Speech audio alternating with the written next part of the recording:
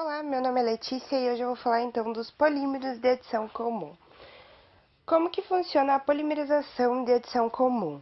Ela funciona assim: na reação de polimerização, o reagente ele é chamado de monômero e o produto ele é chamado de polímero. Mono então significa uma parte, e poli significam vários, e mero significa parte, então uma parte, várias partes.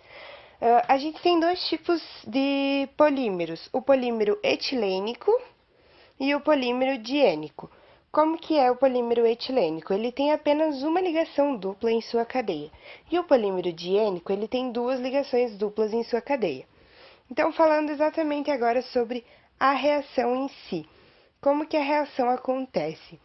Os polímeros etilênicos, em condições de catalisação e pressão favoráveis, eles têm a quebra de uma das ligações dos reagentes, formando duas ligações livres para se adicionarem. Então, a quebra de uma das ligações formou duas ligações livres para se adicionarem.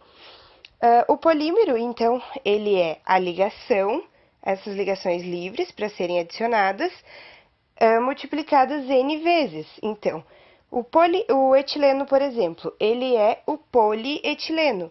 Então, ele é essa molécula multiplicada N vezes que vai formar o polietileno. Para que é usado o polietileno? Ele é usado em sacos plásticos ou brinquedos. Ele é um tipo de plástico, então. Se eu falasse assim que o N seria igual a 3, como que ficaria a molécula então? A molécula seria essa aqui se o N fosse igual a 3. Então, a gente pode notar o que disso? Que a gente tem o monômero 3 vezes, assim, ó. Aqui, aqui, aqui.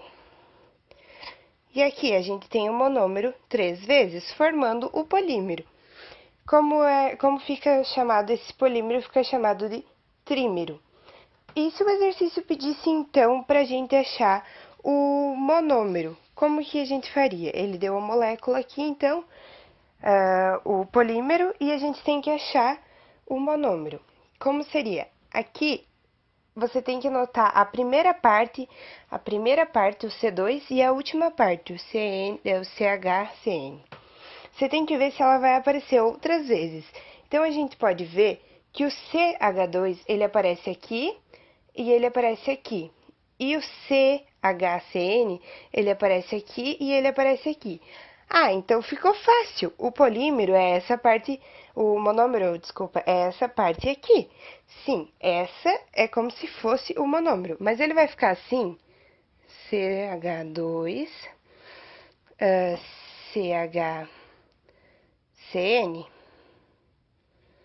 Não, ele não vai ficar assim, porque assim ele não tem nenhuma ligação dupla, então ele não poderia ser um monômero. Como que vai ficar então essa molécula?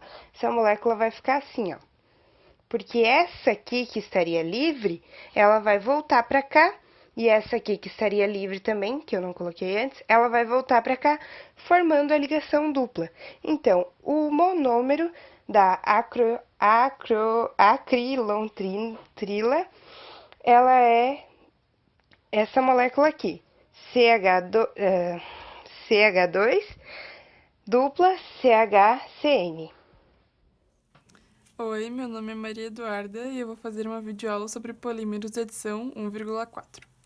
Então, os polímeros de adição 1,4 são formados por monômeros de alcadienos. Por sua vez, os monômeros de alcadienos são hidrocarbonetos de cadeia aberta com duas ligações duplas entre carbonos. Então, um exemplo deles é o 2-metil-but 1,3-dieno. Eu vou exemplificar aqui.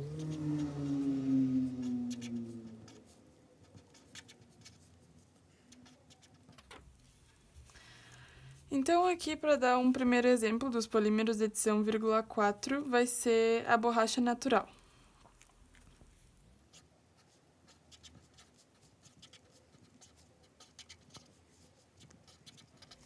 Então, uma das características mais importantes desses polímeros é que eles formam a borracha. Mas como? Isso ocorre por causa da ressonância entre as ligações duplas presentes nos alcadienos, ou seja, Os elétrons das ligações π movimentam-se em direção à extremidade da cadeia, como é exemplificado aqui, onde a ligação π se desloca, tornando essa ligação dupla, que anteriormente era uma ligação simples. Isso deixa uma valência livre no carbono 1 e no carbono 4, enquanto entre os carbonos 2 e 3 há ligação dupla. E cada monômero une-se ao outro através da valência livre, ou seja, o carbono 1 de um alcadieno une-se ao carbono 4 do outro. Só para relembrar aqui alguns termos que apareceram novamente, a ligação simples é onde existe apenas a ligação sigma. A ligação dupla é onde existe uma ligação sigma e uma π. Na ligação tripla existe uma sigma e duas π. E a ressonância, que é o deslocamento de pares eletrônicos π das ligações duplas para proporcionar estabilidade à molécula. Então, agora, alguns exemplos mais importantes. O poliisopreno ou a borracha natural. Então, o poliisopreno é a união de monômeros de 2-metil-but 1,3 dieno. E, como já fica meio óbvio, por borracha natural a gente pensa em látex. E é exatamente isso, esse monômero é o látex. Então, a formação do poliisopreno, eu vou exemplificar aqui.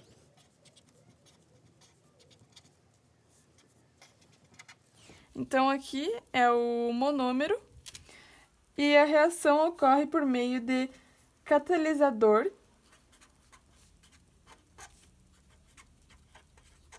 calor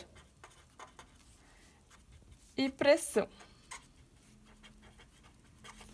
formando então o poliisopreno.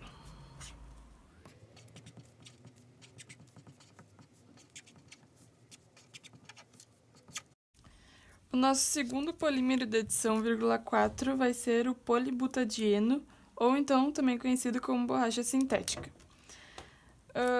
Esse é formado pela união de monômeros de but 1,3 dieno, que é esse monômero.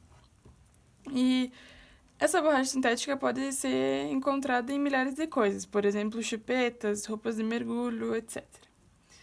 Mas esse monômero ele depende da formação de vinilacetileno. Então, essa reação ocorre assim. O vinilacetileno reage com o H2 e, por meio de um catalisador, ele forma o nosso monômero, but 1,3 dieno. Então, a formação final, para chegar ao polibutadieno, eu vou mostrar aqui.